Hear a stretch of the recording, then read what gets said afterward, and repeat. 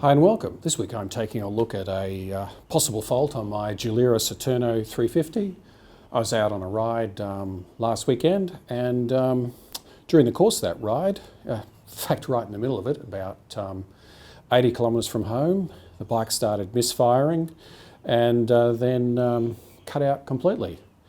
And I was actually filming at the time, so I've actually got it on camera. I'll just show that to you now.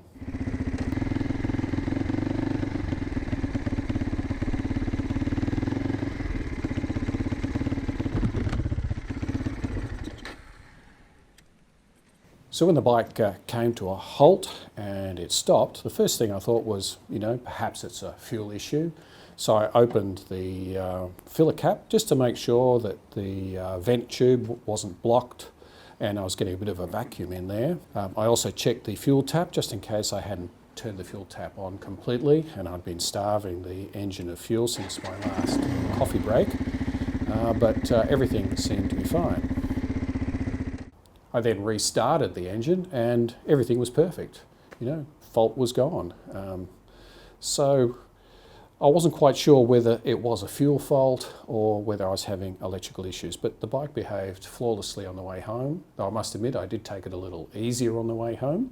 And when I got home, I thought I would take the tank off and have a look. Now I've checked out the wiring, all these connectors over here I've checked. There seems to be no issues with any of the electrical connectors, with the connection to the battery, the fuse box. I mean, it's possible that there's dirt in the ignition key or something, but I certainly wasn't getting any issues with the lights on the dash at the same time. So I doubt that it was that sort of an electrical problem. Now this bike does run an electronic ignition, so it's possible that there was an issue with the pickup or with the electronic ignition box. There's also a rev limiter box as well on these, which is separate to the ignition box. So it's possible that there's a problem with that, but only time will tell.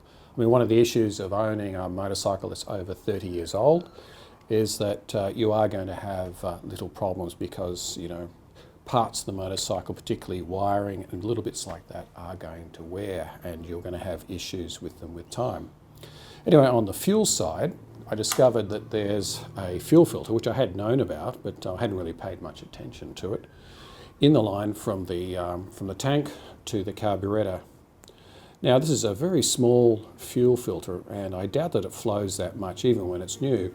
Now there's a fair bit of debris in here, so my first thought is I should probably replace that because it doesn't seem to be flowing a huge amount of petrol, and maybe I just starved the carburettor float bowl of fuel after a piece of fairly aggressive and spirited riding.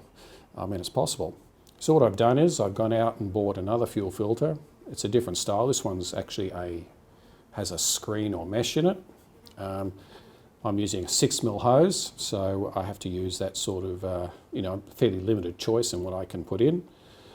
It's always advisable on bikes that don't have a filter to fit one, particularly older motorcycles where you might have rust or other debris in the tank, particularly after 30 years of use. You're going to get a build-up of contaminants from the fuel pump and just from the atmosphere.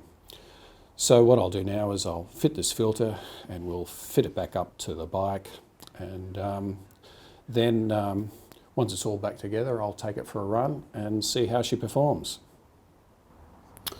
Okay, let's get this filter out. Let's loosen the two clamps.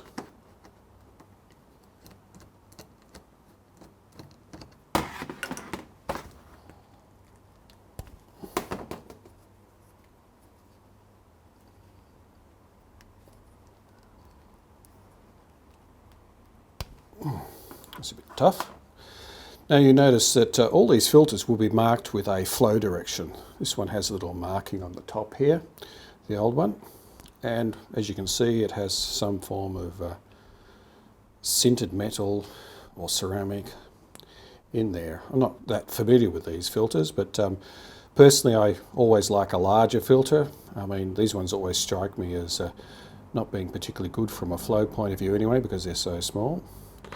Now the replacement filter, which again is marked with the direction of flow in that direction, this one's just a mesh, and it relies on this sort of little catch tank design to end up holding any debris. I don't know how good it is. This was the only one I could get on short notice that would fit a 6mm hose. So I thought I'd go with this. Certainly it flows quite well, so that shouldn't be a problem. So we'll just fit that up.